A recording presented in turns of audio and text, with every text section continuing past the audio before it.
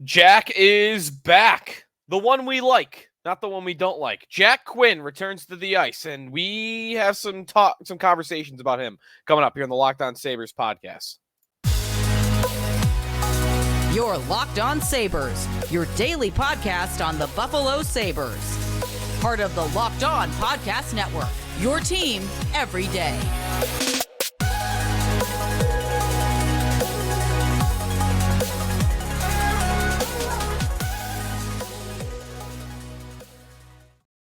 Thanks for making Locked On Sabres your first listen every day. We are free and available wherever you get your podcast. Part of the Locked On Podcast Network, your team every day. Today's episode is brought to you by Game Time. Download the Game Time app, create an account, use the code Locked On for $20 off your first purchase. Maybe you want to do that for tomorrow's game. Prices aren't too high for Sabres and Senators on Wednesday night. Sneaky Joe DiBiase here. If you want to get involved with our show, be sure to check us out on our YouTube channel. First off, if you want to watch the show, and you can comment, of course, and ask a question underneath there. Best way to get a hold of us, though, of course, is our Locked On Sabres text line. If you want to become a sortie, go to joinsubtext.com/LockedOnSabres, and you can sign up there and text back and forth with us. Today, we have an interesting question on the text line. I got some answers to read through on Jack Quinn. And the reason he is the subject of today's show is because he's back.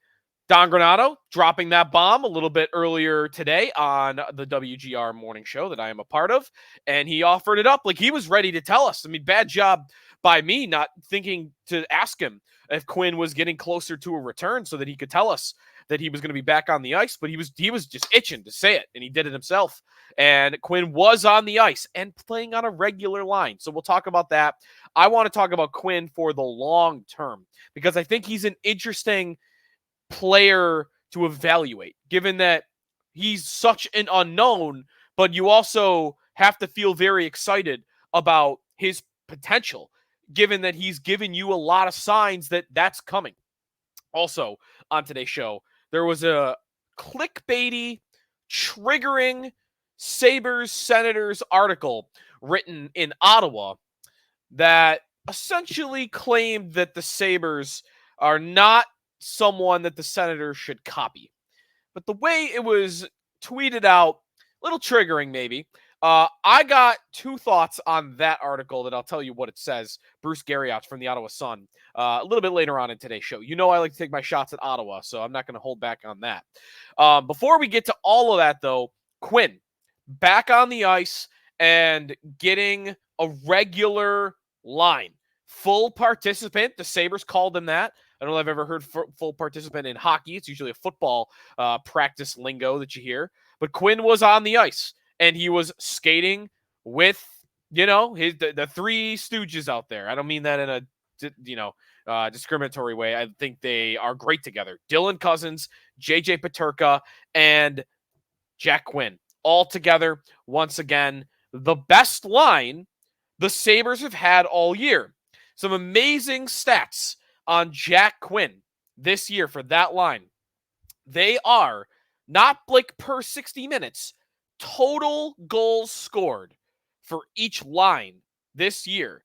The highest scoring line with 10 goals at 5-on-5 this season are Cozens, Quinn, Peterka. That's their highest scoring line, and Quinn's only played 17 games. And still, Thompson, Tuck, and Skinner? Nope. Middlestat with Benson and Greenway? Nope.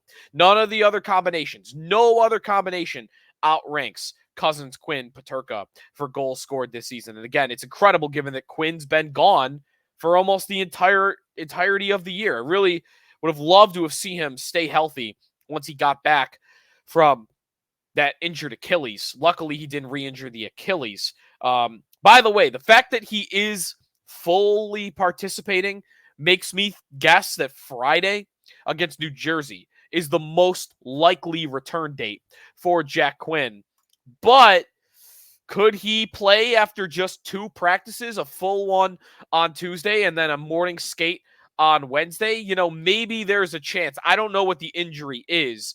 And if they have it told to them there's not a great chance of re-injury if he were to get right back in the lineup, then maybe we do see Quinn on Wednesday. The soonest we could see him, the better, because I'm looking for interesting things to watch down the stretch here as the Sabres are now under 2% to make the playoffs, and Quinn getting another 10 games under his belt, could really help give some confidence for what his season next year is going to look like. So, good news, Quinn back out there, getting some power play reps as well. Although I don't know if he'll go right back on the power play. I would, maybe they want to give him a middling workload upon return. But Quinn this season, 12 points in 17 games. He has not played since January 27th. So it'll be exactly 2 months to the day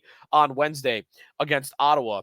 And he was coming off 2 pretty darn good games before he got injured. He had a 3-point night, scored a goal against the LA Kings. He got an assist in San Jose midway through. He gets injured and knocks him out for the next 2 months. Again, wasn't the Achilles, lower body. Tend to think it was like the calf or the ankle or something along those lines, but I don't believe that we know for sure. So, Quinn, down the stretch, let's see what we get, but a really positive update on him. And he's going to be an important player for this Sabres build going forward. A good question to ask, though, how important is Jack Quinn? Because he hasn't been a part of this team. They've, I think, really missed him. Well, what about Quinn? A question that I asked our texters this morning. When this Sabres core is at its peak, Jack Quinn's their blank best player. Their best, their third best, their sixth best. Get into some of those answers and my thoughts on Quinn's ceiling. Coming back here on the Locked On Sabres podcast, presented by Sleeper. The standings are not good. They're just simply put, not good. But regardless of that, I want to remind you, you can win big by playing daily fantasy hockey on Sleeper, the official daily fantasy app of the Locked On NHL Network. Sleeper is our number one choice for daily fantasy sports and especially daily fantasy hockey, because with Sleeper, you can win 100 times your cash in daily fantasy hockey contests. All you got to do, pick through bunch of players, a lot of stars, McDavids, McKinnons. Hey, maybe you'll see, check back, see if Jack Quinn might be listed, and whether or not they'll record more or less than their sleeper projections for goals, assists, saves for the goaltenders, plus minus or more in a given game. To win a 100 times bet on Sleeper, you need to correctly predict the outcome of 8 player stats. You can win 100 times your money playing daily fantasy hockey with Sleeper, so start paying attention and nail your picks so you can start winning big. Use the promo code LOCKEDONNHL, and you'll get up to a $100 match on your first deposit. Terms and conditions apply. That's code LOCKEDONNHL. See Sleeper's terms of use for details and locational availability.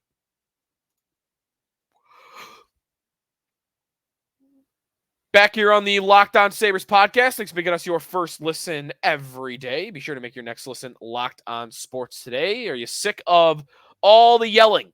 It's all Fox Sports and ESPN are these days. Have to turn down the volume for all that shouting. Make the switch to Locked On Sports Today. Free 24/7 sports streaming channel on YouTube or the free Amazon Fire TV channels app. Part of the Locked On Podcast Network, your team every day. Sabres and Senators, Wednesday night, 7 o'clock at KeyBank Center. The Sabres return home for a 5-game homestand. I mentioned on our last show, I wanted to talk more about the Sabres, the relationship with the fans, where that is at the moment. Is it still splintered? Talk a little bit more about that on tomorrow's show.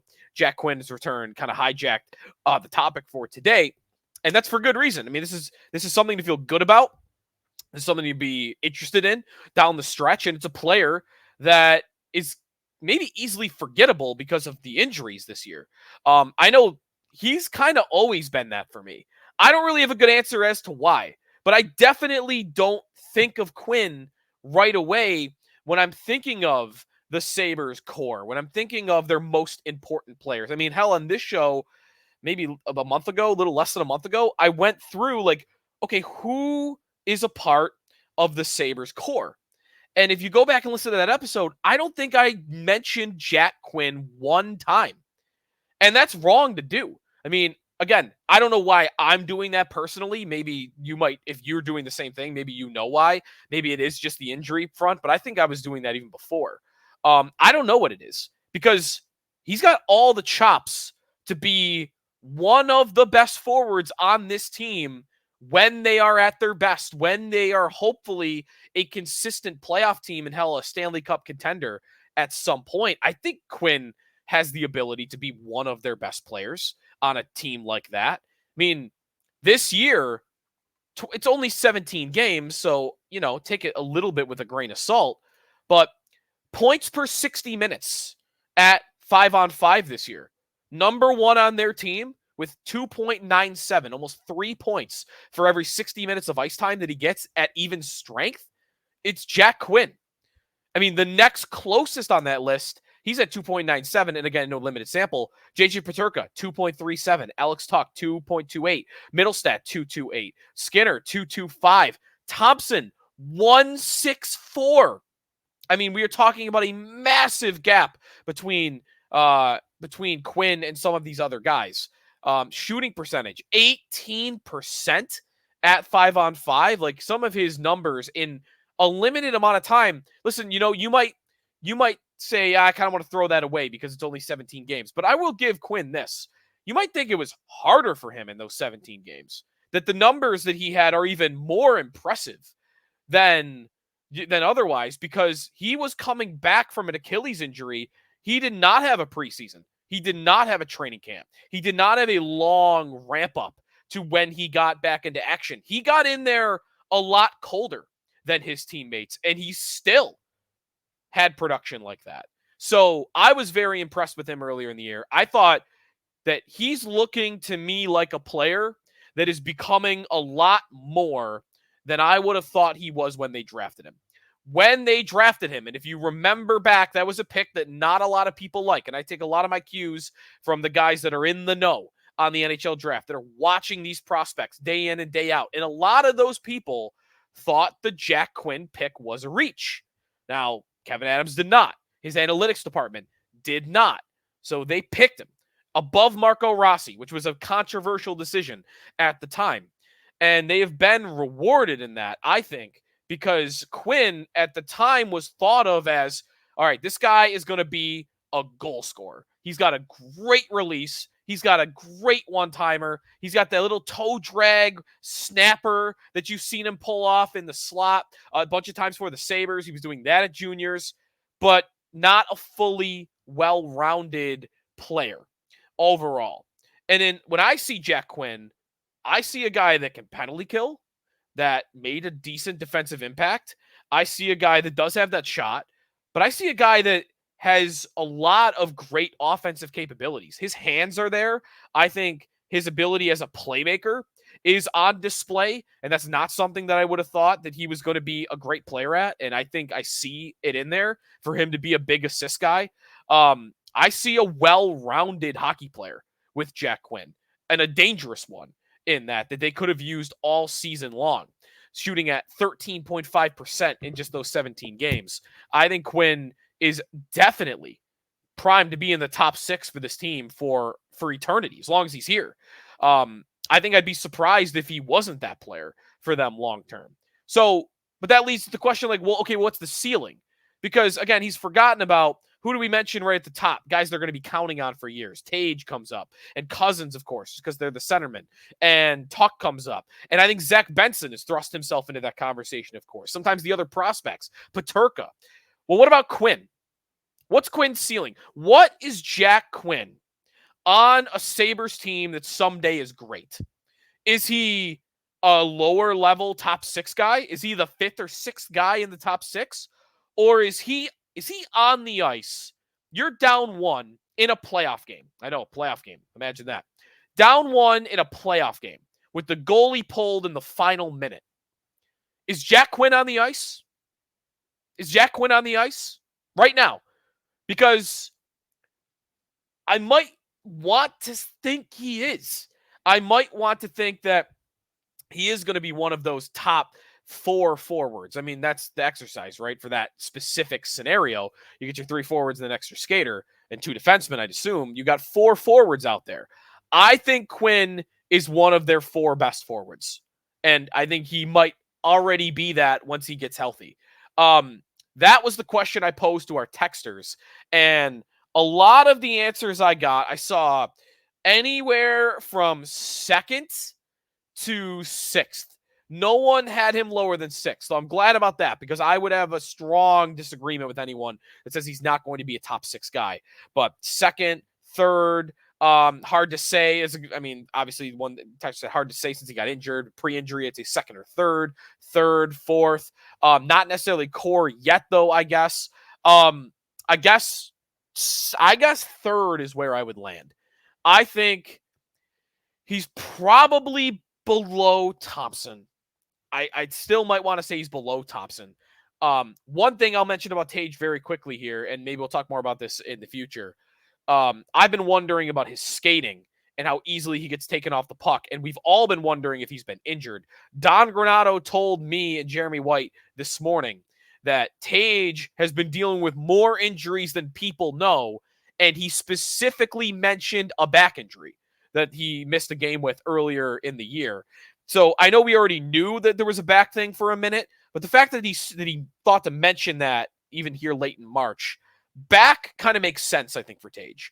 If he's got a back injury, that would explain away a lot of how easily he gets taken off the puck and why his skating looks so poor. His balance looks so poor. I mean, he might be unbalanced because he doesn't feel the strength to put a lot on his back. So that's a guess, but I think Tage at his best is still this team's best forward right now. I might be willing to say Zach Benson is number 2. I think I'm thinking that highly about Benson right now.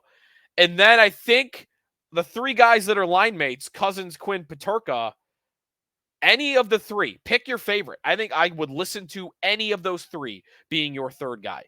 And even your 2nd guy, if you don't think as highly of Benson as I do. So I might feel okay picking Quinn, number 3, above Peterka and Cousins. Again, it's really close. There might not be no need to really debate the 3, especially if they're going to play together forever. So either way, however you look at it, I think Quinn is an integral part of this team going forward. I'm very excited to see him for a full season. I hope that he's able to pull that off because, if he gets another injury-plagued year under his belt next year, then we're going to be wondering about a derailed career. So next year, staying healthy is vital for him and staying on the ice because they needed his goal scoring. They needed him on the power play all year long. If you got a thought on Quinn for that question, let me know what you think. And you can do that at Locked On Sabres or on a text line. You can sign up at joinsubtext.com/Locked On Sabres. Okay, when we come back, Sabres and Senators, Wednesday night, 7 o'clock. There was an interesting article written comparing the Sabres and the Senators from Bruce Garriock of the Ottawa Sun. I want to read some of that article to you, and I got some thoughts on a team in a city that just always is the most annoying fan base, social media base that you've ever seen in the NHL, maybe even in sports. Get to that when we come back. You're on the Locked On Sabres podcast. We are presented by FanDuel Sportsbook. FanDuel Sportsbook. Say goodbye to busted brackets. My bracket was dead on arrival from the first couple of days. FanDuel lets you bet on every game of the tourney, whether you're betting on a big upset or a 1 seed. It's time to go dancing on America's #1 sportsbook. Right now, new customers get $200 in bonus bets if your first $5 bet wins. It's $200 to use on point spreads, money lines. You can even pick who's going to win it all with the future. Just visit FanDuel.com/locked on and bet on college hoops until they cut down the nets.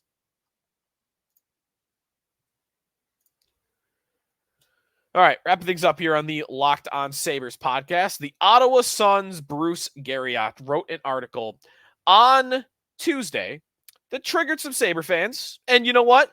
On first approach, I'm scrolling through Twitter, seeing what's going on. I'm looking for my wide receiver Bills content. And what's this? Bruce Garriock. The Ottawa Senators shouldn't take any lessons from the Buffalo Sabres.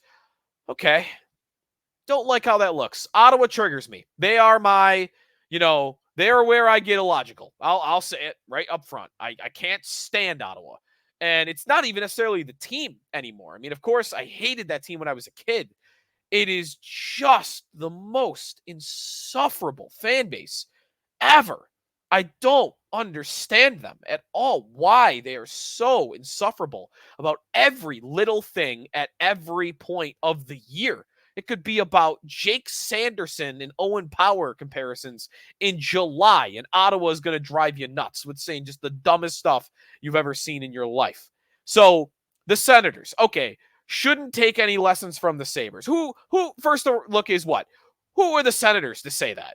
Listen, I could say that about my team, but who are you? Ottawa. You got your own playoff drought to worry about. You're not the model of success in the NHL, although I will say, and I'll throw this out here for today's Sabres droughtology, that the Ottawa Senators, today's Sabres droughtology, Sabres are the first longest playoff drought, of course, with 13 seasons, about to be. Ottawa is about to go to 7 seasons. And if Detroit makes the playoffs, Ottawa will have the second longest playoff drought in the NHL. First versus maybe upcoming second longest droughts in the league. And yet, Ottawa has 21 playoff wins since the Sabres' last playoff game. 21. They've played 40-plus playoff games. They played half a season's worth of playoff games since the Sabres last were in it. That's how big the gap is between 1, 2, and 3 at the moment. So, Ottawa, okay. I'm not going to lie.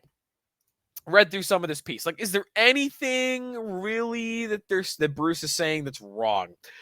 Senators need to look no further, this is from the article, than across the ice during the National Anthem Wednesday if they want to get a first-hand look at what this franchise needs to avoid. Poised to be officially eliminated from the National Hockey League playoffs for the 7th consecutive season, with only 12 games left, the Senators will face off against the Sabres at KeyBank Center and then host the rebuilding Blackhawks on Thursday. The Sabres have missed the playoffs for the 13th straight spring when the final buzzer sounds this year. There's talk of general manager Kevin Adams, coach Don Granato, both on the hot seat, with the club sitting 6 points out of a wildcard spot. Okay, timeout real quick. Problem number one. This has nothing to do with the point of the article, though. There is no talk that Kevin Adams is on the hot seat. Now, there's talk of whether or not Granato is, but it tends to be more and more he's not really on the hot seat. Adams is not on the hot seat. I don't know where that is said anywhere. Nobody is talking about Adams being fired this summer at all. Continuing, though, Sabres have had 3 GMs, Adams, Botterill, Murray in that stretch, plus 8 head coaches. The club has assets, Dahlin, Power, Thompson, Cousins, UPL, and it's trying to build around. But Adams hasn't been able to find the right fit to get this team to the next level, and as a result, many wonder if he'll get another chance. Again, timeout. No one is wondering that. He's going to get another chance. You might not like that he's going to get another chance. Adams is getting another chance. Continuing with the article. Of course, changing the GM would give someone else another excuse to lose for a few years, so maybe the Sabres will stay the course. Yes. The Senators are also at a crossroads as they prepare to miss the playoffs again. And continuing on about Ottawa a little bit, Senior VP Dave Poulin if they're looking for a blueprint on how not to proceed, the Sabres are a shining example. I guess I continue to read a little bit through this. There's no concrete central point, like what you don't want to copy. So if you come across this article, just know there's no real reasoning or deducting, like, what is it that you don't want to copy? I mean, I could tell you what you don't want to copy. Don't be this patient. Don't be this patient. Now, to be fair, Ottawa hasn't been that patient. I mean, they made the Alex DeBrincat trade last year. They signed Claude Giroux. They signed Jonas Korpisalo. They signed Tarasenko before this season. Like, they take their swings. They don't act patient. So, but that would be my answer. Don't be uber patient like the Sabres have been. Don't be that. And don't stick with coaches and GMs longer than you should. I mean, I guess that's what the article is saying without actually saying it. Because, hey, you don't be like the 13-year playoff drought team. Okay, sure, of course. Who's here to argue that? But if you want to really break down what not to copy, I mean, that's the stuff. It's the inaction. It's the lack of trades. It's the lack of swings in free agency. Settling for the youngest team in hockey year after year if the Sabres do that again. I mean, that's what you want to point to.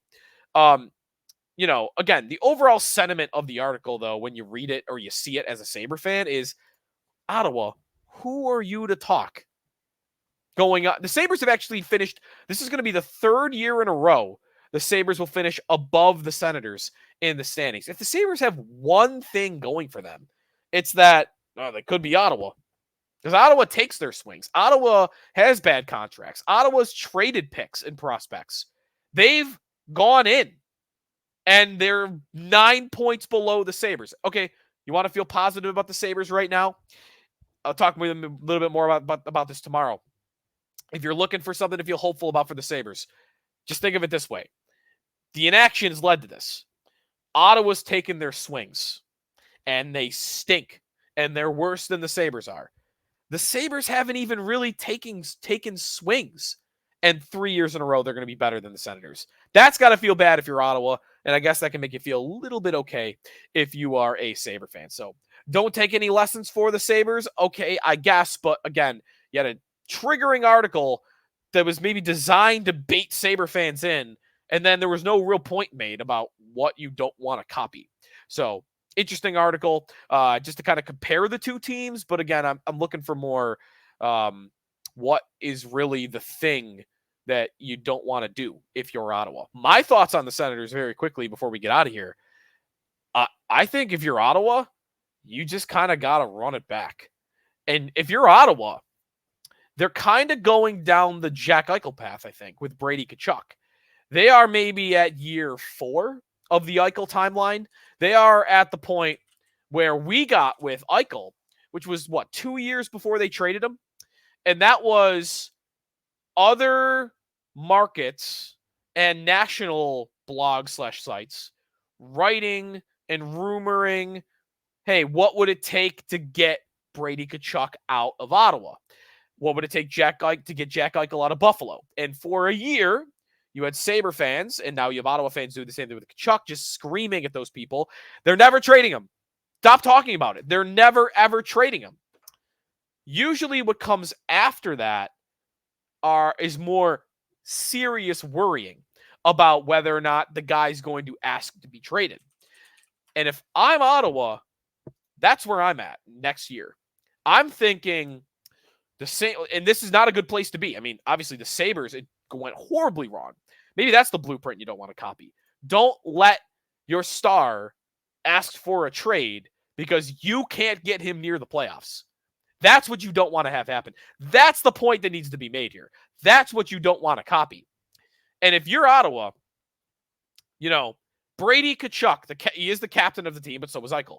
He's in year 3 of a 7-year contract, around the same time Eichel was at this point. And he's got 4 years left on his contract, and he doesn't have a full no movement clause until after next season. So he has trade flexibility.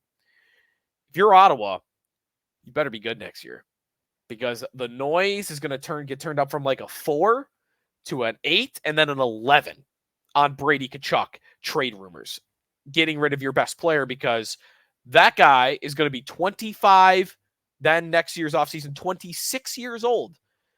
And he'll have experienced no winning whatsoever. I don't think he'll ever get traded to the Sabres in division like that, but Ottawa better start winning, or else I think their best player is going to want out at some point.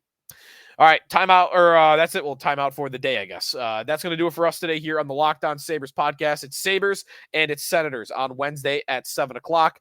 One of those opponents that I will always be invested in, because I just want to see the Sabres beat them badly, even though the game doesn't really matter for either team.